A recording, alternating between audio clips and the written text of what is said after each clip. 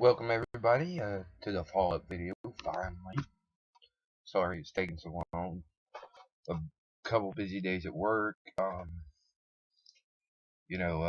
Went in early. Just overall exhausted. Plus my allergies have been bothering me really bad. The weather's been horrible here. So I mean, positive note. The squash that I contributed the yellow squash to our garden this year. It's up, and we got a couple pieces on the table. My son Brady is going to be super excited because the watermelons are coming in, and that's what he contributed to the garden. So, on to what I was saying in my last video. I did a list which I can't find of. I wrote down what I wrote down was a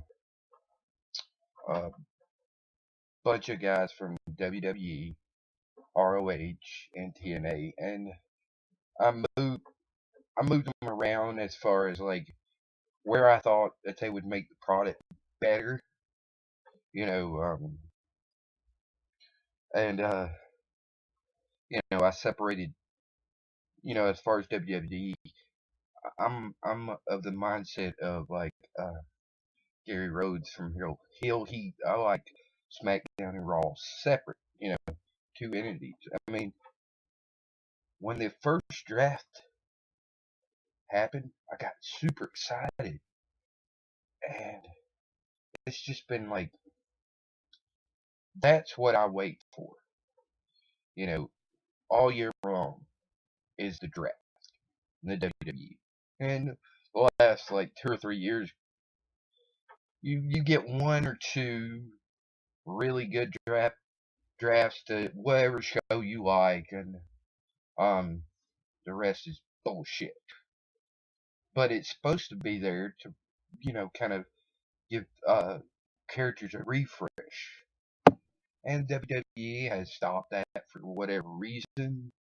I mean, it's like, really? Why even have two world champs if you're not gonna have like two shows separate? Why have two GMs? You're not gonna have two shows separate. It makes no damn sense.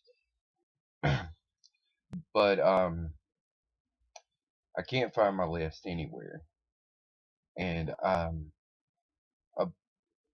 want to say 3 or 4 years ago, me and a couple guys came up with this idea of fantasy wrestling, and I'd like to bring that back into fold with, a select few of my friends.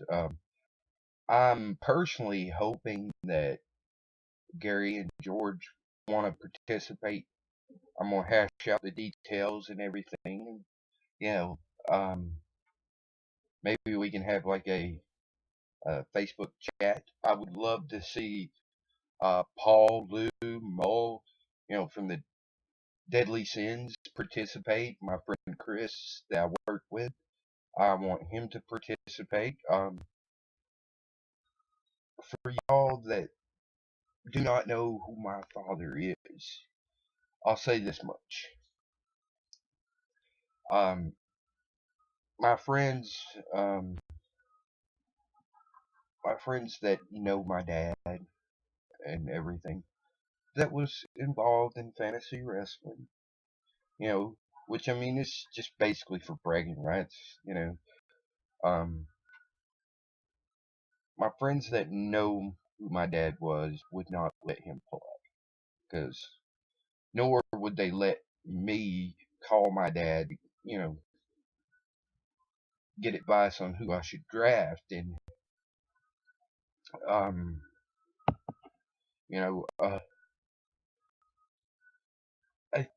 I think since it's such a wide aspect of wrestlers, I think we should go all three companies. You know, that way, you know, all the guys that are involved can have picks, good picks. So you don't just get one really good wrestler and the rest like shit or being used like shit. So I will hash out the details and my buddy Sean had a system like you get so many points if you win by count out, so many points if you win at pay-per-view, so many points if you win a title at a pay-per-view. Which, excuse me, oh, I'm crampy. I got a little bed and I've just been cramped up to my arthritis, but so many points for certain things, and I want to get feedback from like George and Gary and Paul and Lou, on ideas for this. Um, I enjoy Mass Tweeter. I don't even know if he knows who I am, and if he wants to be involved, more the merrier. I want true wrestling fans to be involved in this. I don't want like your mainstream fans that just think John Cena is the greatest thing on planet Earth. I'd rather have guys who think, CM Punk is the best in the world. If not Punk, then Bryan. If not Bryan and Punk, then Ziggler.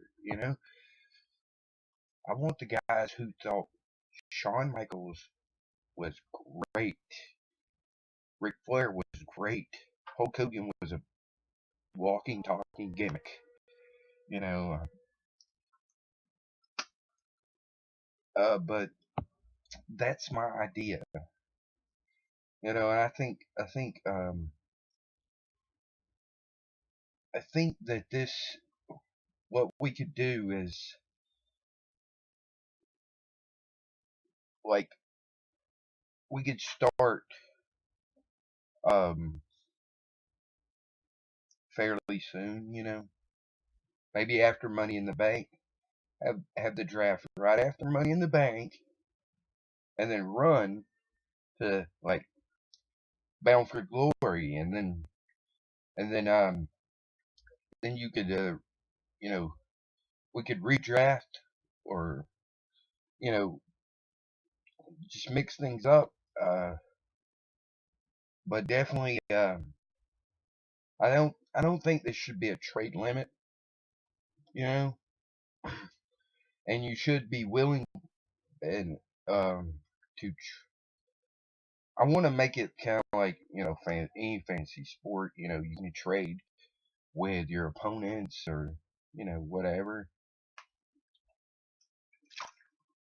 And I don't women the women.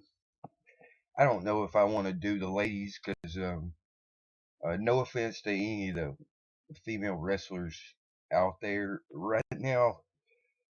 The Divas division in the WWE and the Knockout division in TNA and the ladies wrestling in ROH, which is somewhat getting established,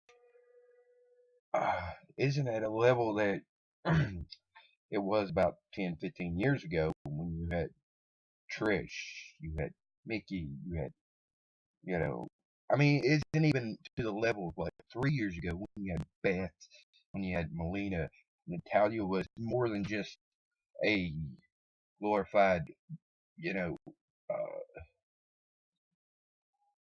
rat for Kali. I mean, that's what they make her out to be. I mean, no offense to Kali, but a woman that hot wouldn't touch him. Sorry. No matter how much money he's got. And besides, we all know she and Tyson Kidd are together. And I think WWE could do wonders if they wanted to work that angle back um, into the fold. and just have him come out and be a monster heel, and put Kali on the shelf and just give him a break. If they're going to use him, give him a break from TV and just have Kid and Natalia just obliterate. It brings Kid up here. It gives him a break from TV. So after about 3 months, when he comes back, it'll bring him up, even though he's crap. No offense to him. I mean, he could be a little bit entertaining. And as a wrestling fan, instead of a sports entertainer, you know, you you just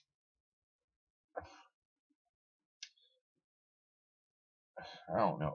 I've never liked the sports entertainment. I've never even liked superstars. Because to me it's just glorified like cartoon character. Like John Cena is what Vince McMahon considers a superstar. Now CM Punk, Dolph Ziggler, Daniel Bryan are what I consider wrestlers. You know, and it's and and to me the world heavyweight championship is this much better than the WWE title, unless Bryan's holding it or Ziggler's holding it or Punk's holding it. It makes sense that John Cena holds a entertainment title. You know, and I can rant about John Cena for hours, and I'm not. I'm not going to rant about John Cena, but I will say this: as far as the draft goes, when it's all worked out, I mean, you know, your top prospects will probably beat somebody like John Cena. You know, maybe I'll post somewhere like the top 10 prospects, and I mean, you think about it. I mean, your top 10 prospects right now, I would say John Cena, CM Punk, Bully Ray, Jay Briscoe, Dolph Ziggler, Alberto Del Rio, because he's a world champion. You know, um, then you have Orton, Sheamus. You know, the Shield as a group, but you can't draft the Shield as a group. I don't think that you know works. I mean, I understand drafting tag teams, because that's one of the things I want to have. I want, you know, you have so many singles wrestlers, and then you have a tag team. At least one tag team.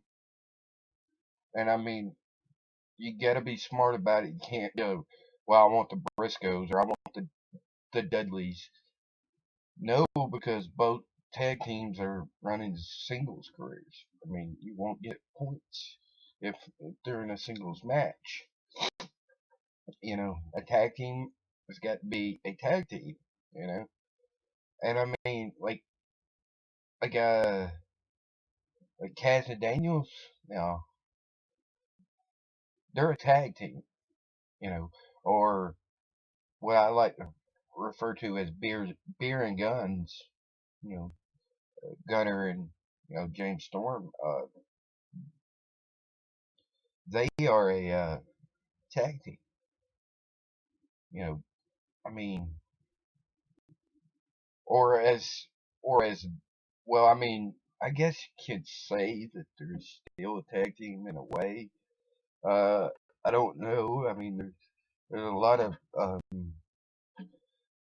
mean, with the Bound for Glory going on, I think they're going to break them up, and that's what I've heard them called as Wet Dream, and that's the greatest it factor to ever live, and that's Bobby Roode and Austin Aries, which at first I wasn't sure about. Now I'm like so hungry to see these two in the ring against somebody like Cass and Daniels, which when they had their match. I mean, it was insane.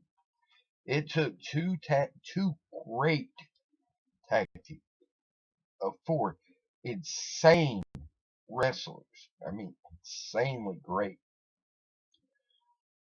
to make Hernandez and Chavo Guerrero, who should be on a level up here, but to me, I can't look at him as anything other than glorified. Like, I don't know if it was Vince or if it was WCW, but you know, Chavo never got up here for me ever. I mean, like when he won the ECW title, it just wasn't believable. The closest he ever got to, up here as far as like a true champ was when he tagged with his Uncle Eddie, the late great Eddie Guerrero. Now, I ain't gonna lie, Chavo is great in the ring. He's a Guerrero, of course. He's living off Eddie's success, using Eddie's moves, which I don't like. You know, I mean, like with Joe Henning, Curtis Axel. Now, if he does the perfect plex, it makes sense to me because that was his dad. Okay, if he does that snap mare into that little neck whip, that makes sense to me. I want to see this kid do his dad's moves. Now, if Chavo does a gory special, that's fine. That was his grandpa. You know, I mean, Chavo's third generation, and I mean, he should, not take Eddie's moves. He needs to be his own man, and he can't. I don't know if they won't let him or if he doesn't want to be. He wants to live off Eddie's success, and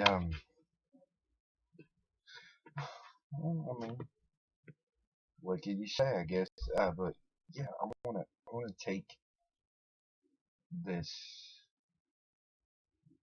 I want to take this and then run it from, after Money in the Bank to WrestleMania next year.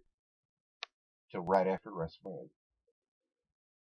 the the last night will be like something like you always got to do it the Monday after WrestleMania will be the last night because that's when the biggest, craziest things will happen. You know, and I mean that's my idea, and I want to know what everybody else thinks. Got an opinion or anything? Come down there. I'm sure George, when you watch this, you'll be able to tell me what you like and what you don't. And I'm all about input. And I mean, when I did it, I shocked everybody that I was playing with. When I chose Jack Swagger, and at the time, Swagger had the Money in the Bank. Swagger cashes it in. Swagger wins the world title. Boom, mega points. I mean, I jumped way ahead, and I stayed ahead for the most part throughout the time that we actually did it. And you know what? I won it because when we stopped, I was leading. So, but just give me your opinion. Tell me what you like. Tell me what you don't like. You know, let me know. Um, I'll find my list soon, and when I find it, I'll let you know. But the whole fantasy wrestling is it's gonna be hashed out, and I'm hoping that the guys out there that I comment on. I know Paul's watching my videos, and I know George watches my videos, and I mean, I like to think they're partners in crime. Gary Rhodes and Lou and Maul, you know, they also watch my videos, and you know what? I want to hear the input of these guys, and I hope that they're, open to the challenge. And I you know, know that these are the kind of cats that don't back down from a challenge, and it'll be fun. Till next time, deuces.